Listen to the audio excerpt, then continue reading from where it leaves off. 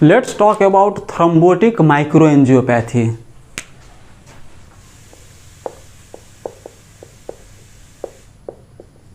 Thrombotic microangiopathy, which is abbreviated as TMA. So what does this condition means? Thrombotic microangiopathy. So microangio, so what are the micro blood vessels? Arterioles, capillaries. Pathy means pathology. Pathy means pathology, disease. And pathology occurs inside these arterioles, capillaries. What kind of pathology occurs? Thrombosis. Thrombosis. Let's imagine this is a blood vessel and this is the endothelial lining. So when thrombosis occurs inside this blood vessels, what happens? It impedes the distal circulation. If there is partial occlusion, there can be ischemia to the organ, or if there is complete occlusion, there can be infarct. So this distal organ might be kidney, might be central nervous system, cerebrum, might be intestine if mesenteric artery is supplying the intestine. So any organ can be involved due to thrombosis of this microcirculation. So this thrombotic microangiopathy is not a diagnosis, not a diagnosis. It is a finding. If you see under light microscope, if you see this thrombosis inside arterioles and capillaries, we call it thrombotic microangiopathy. So it is a microscopic finding.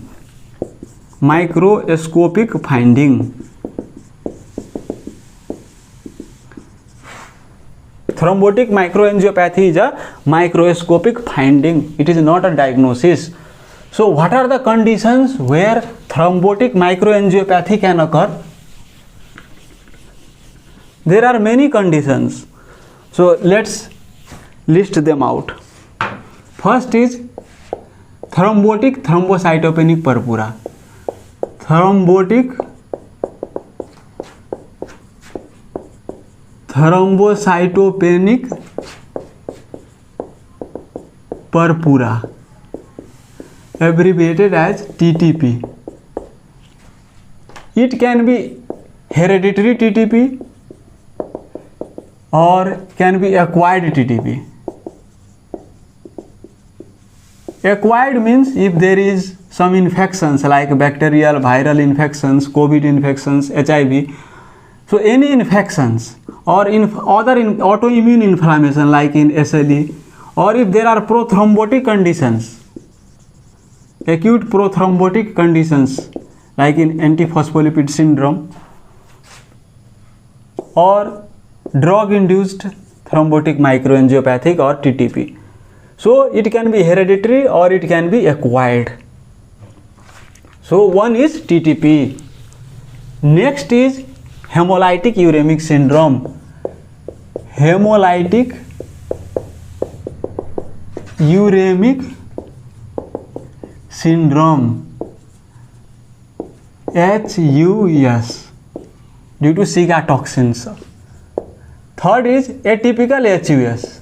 Now we call this complement mediated TMA. Complement mediated thrombotic thrombocytopenic purpura, because alternative pathway of complement is persistently activated in this condition.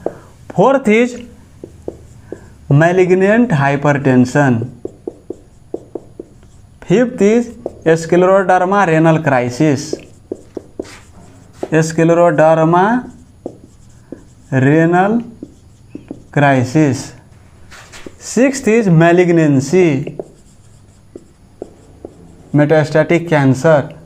Seventh is disseminated intravascular coagulation.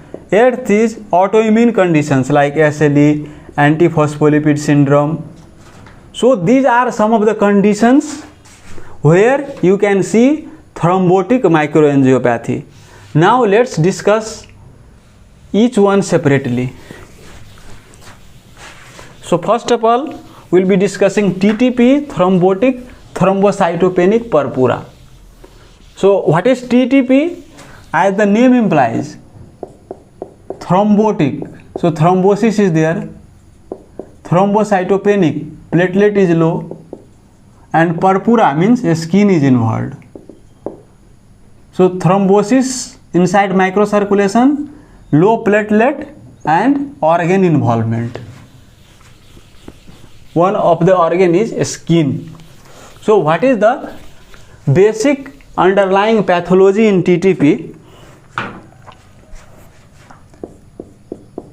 ADAMTS13. TS13. This is a enzyme, metalloproteinase enzyme. It stands for or disintegrin and metalloprotease thrombospondin motif member type 13. So you don't need to remember that, but what you need to know that this is an enzyme. This is an enzyme. And what is the job of this enzyme? It clips von Willebrand factor multimers into von Willebrand factor, and this is produced by von Willebrand factor multimers are produced by Weibel-Palade bodies in endothelial cells. So these multimers are chopped by this enzyme, but when there is deficiency of this enzyme, then this cannot be chopped, and these multimers accumulates inside these blood vessels, and when there are these von Willebrand factor multimers that cannot get chopped with this enzyme, so here whatever the platelets circulating, they comes and adheres to it. So platelets adheres on this von Willebrand factor multimers. So there is conjunctive thrombocytopenia. Conjunctive thrombocytopenia. And when the RBCs pass through this narrowed channel, what occurs? That hemolysis occurs, mechanical hemolysis. Hemolysis and conjunctive thrombocytopenia. And this thrombus leads to occlusion to the distal organs. In literature, it has been mentioned that in autopsy, they have found microthrombi in almost all organs, even though patient did not have symptoms. Like they found microthrombi inside pulmonary arterios capillaries, but patient did not have dyspnea, shortness of breath, anything like that. So this microthrombi can occur in any of these systemic circulations. Any organs can be involved, even though patient may not have symptom at presentation. Maybe kidney involved, maybe central nervous system involved, maybe intestine involved, skin involved. You can see purpura in skin. So multiple organs can be involved.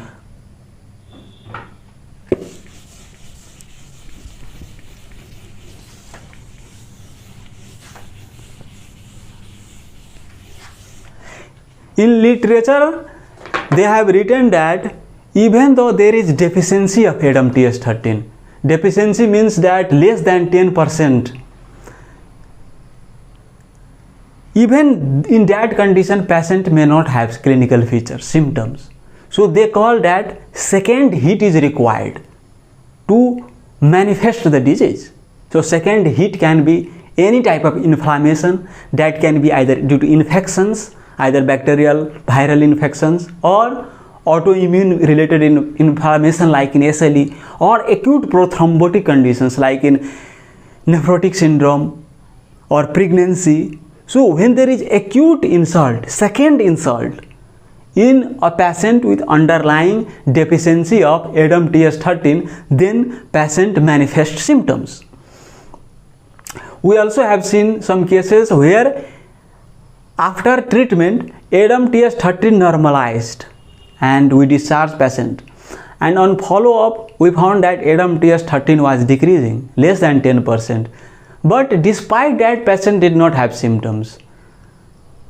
So Patient may not have symptoms even if there is low ADAMTS13, but when that patient gets some infection, some inflammation or acute prothrombotic condition, then patient may develop symptoms suddenly. That's why we have to keep an eye on those types of patients, because any type of infections, inflammation can trigger that.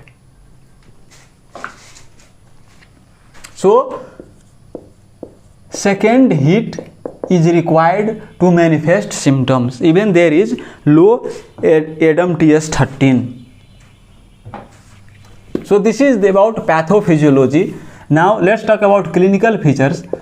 So a clinical feature depends upon the organ involved. Like if these microthrombi impedes the circulation inside kidney, then acute kidney injury occurs, creatinine rises. If it impedes the circulation inside central nervous system, cerebrum, there can be transient ischemic attack, decreased consciousness.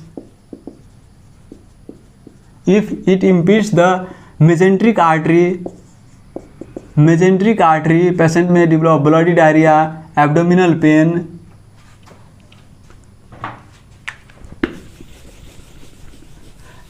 And definitely we discussed that there can be hemolysis due to thrombosis. This impedes the circulation, and there can be thrombocytopenia, conjunctive thrombocytopenia. Conjunctive because these platelets stick to the von Willebrand factor multimers. So depending upon that, patient may have symptoms of anemia, patient may have bleeding symptoms, bleeding manifestations.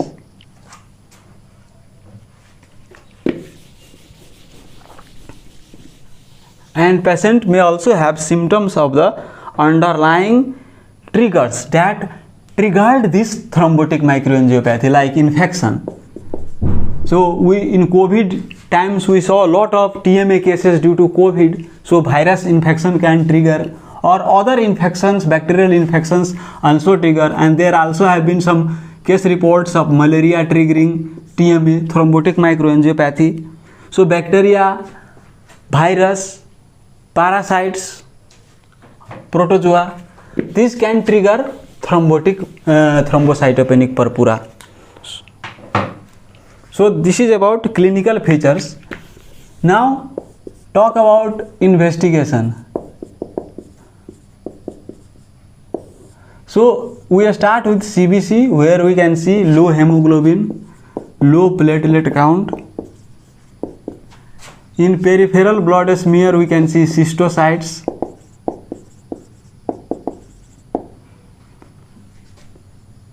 We can see increased LDH, increased bilirubin due to hemolysis. There can be decreased haptoglobin.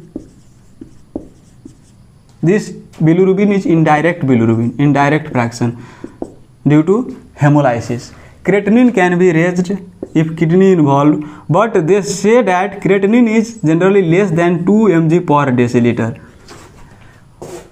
This is the difference between TTP and other thrombotic microangiopathy. In TTP, creatinine generally does not rise more than 2 mg per deciliter, even though there are microthrombi inside the arterioles of kidneys, but creatinine is less than 2.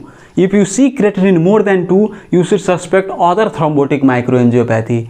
This is one of the salient feature. And another thing that distinguishes TTP from other TMA is that platelet is less than 30,000 in TTP, but in other TMA generally it is more than 30,000. So severe thrombocytopenia but less severe kidney injury, severe thrombocytopenia with less severe kidney injury. This is the characteristics of TTP that distinguishes from other TMA, thrombotic microangiopathy.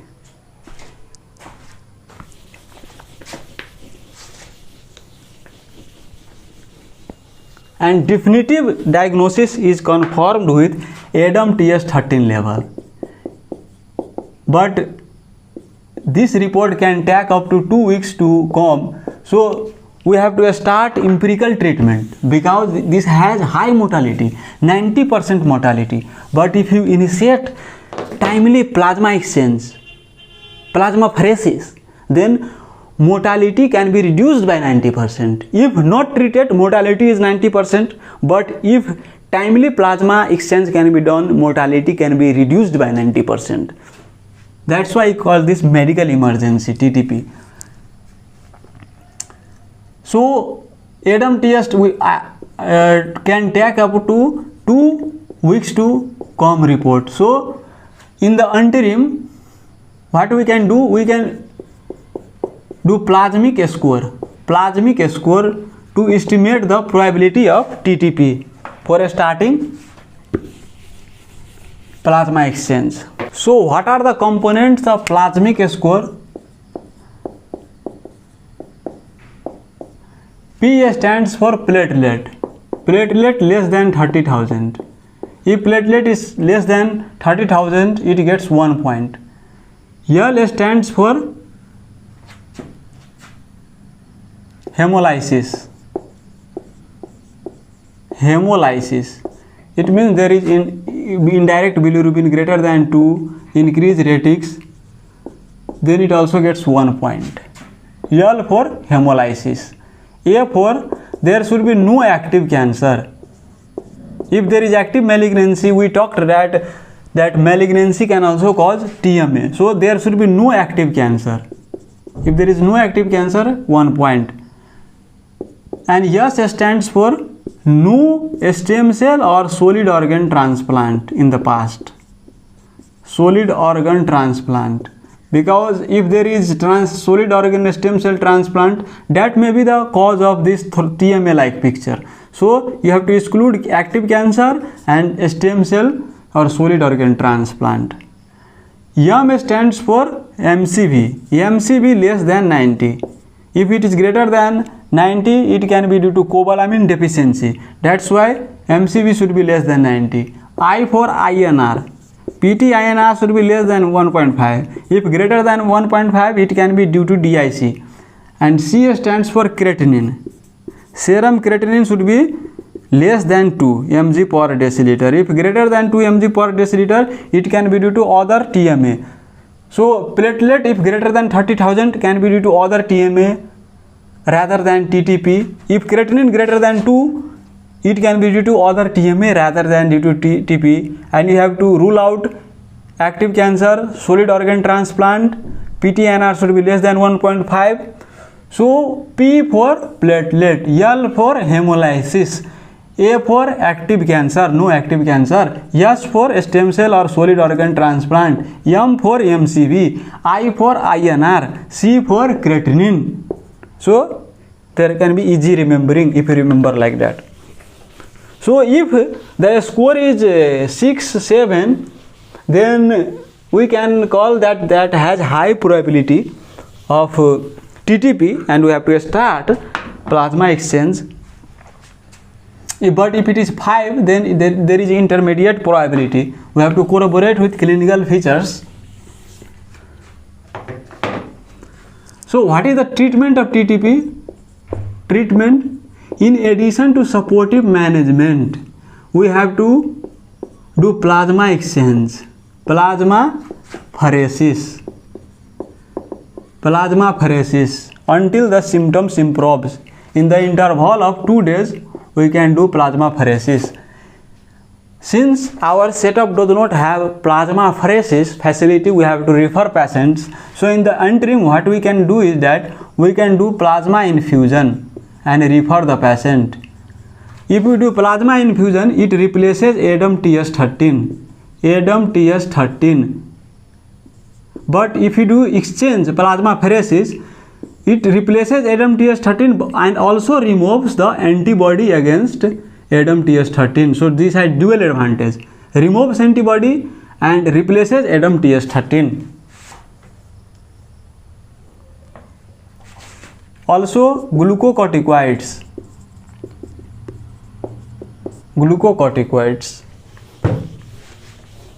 In addition to supportive management. And for prevention of relapse, we can give rituximab. because this condition has high chance of relapse. So we have to monitor the patient. For the first 2 years, we have to monitor every 3 monthly. Initially, we check every monthly ADAM-TS13 level, but after 3 months, we can do every 3 monthly. And after 2 years, we can follow up orally with ADAM-TS13 report. Because once patient has TTP, he has more chance of having second time. So we have to keep an eye on that. If patient develops thrombocytopenia and follow up, we may need to hospitalize the patient. So this is about TTP. Now let's talk about complement mediated TTP. Complement mediated TTP, which is also called atypical HUS. So as the name implies, complement mediated. So there is alternative pathway of complement activation. Alternative pathway is activated. You know that factor H, factor I and MAC CD46 inhibits the alternative pathway. But when there is antibody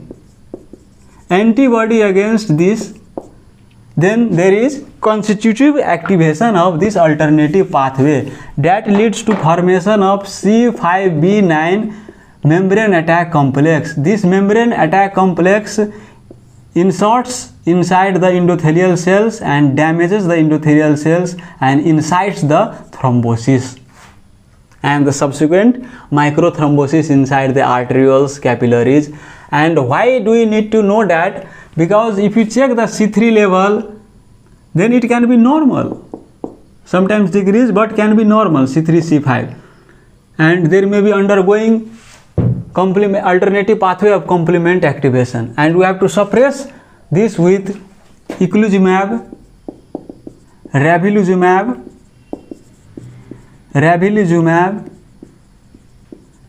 Previously, we used to call it complement mediated TTP as separate entity, but new research are showing that this complement activation is implicated in other types of TMA as well. So this is complement mediated TTP. And another is HUS, hemolytic uremic syndrome, that is due to SIGA toxin that induces the microvessels and the prothrombotic conditions and again the sequela. Another is malignant hypertension. Malignant hypertension can cause TMA, and TMA, if involves the renal circulation, it can cause malignant hypertension. So malignant hypertension can cause TMA and TMA can cause malignant hypertension. So this is bidirectional link. So if you control the blood pressure and BP normalizes, and despite that you see the picture of TMA, then TMA is causing malignant hypertension. If it was due to malignant hypertension and if you control the blood pressure, TMA picture should also get controlled. TMA picture means the clinical features and the lab features that you get in TMA. So malignant hypertension can also cause TMA. Another is scleroderma renal crisis. Scleroderma renal crisis. In this, what occurs that intimal proliferation occurs. Intimal proliferation occurs, and due to this there is narrowing of the lumen and the subsequent ischemia to the distal organ. We treat this condition with captopril, ACE inhibitor, captopril 6.25 mg to 12.5 mg. Another condition we discussed that malignancy can cause TMA. So we have to look for what is the underlying malignancy and treat that malignancy in addition to supportive management of thrombotic microangiopathy. Next is disseminated intravascular coagulation. disseminated intravascular coagulation. So as the name implies, this coagulation is occurring inside the blood vessel and this is disseminated. So multiple organs are involved. So since there is activation of clotting factors, so these clotting factors are consumed and ultimately there becomes deficiency of clotting factor and bleeding can occur. So bleeding, thrombosis both occurs in this condition. Initially there is consumption of the clotting factors and clots formation that leads to depletion of clotting factors and can lead to bleeding. So there can be elevated PT-INR, elevated APTT. If you see elevated PT-INR, elevated PTT, then it suggests that it is DIC rather than other causes of thrombotic microangiopathy like TTP. TTP there is PT-INR, APTT is not high, not increased. So what are the conditions that we discussed? We discussed TTP, we discussed HUS, we discussed complement mediated TTP, complement mediated TTP. We discussed it can be due to malignant hypertension, it can be due to scleroderma renal crisis, it can be due to DIC, and another is SLE and antiphospholipid syndrome. So this SLE APS can occur both in the same patient or can be different, but both condition can trigger thrombotic microangiopathy. So these are the some of the conditions where there can be thrombotic microangiopathy, and the treatment of TMA is supportive management and treat the underlying etiology that is causing TMA.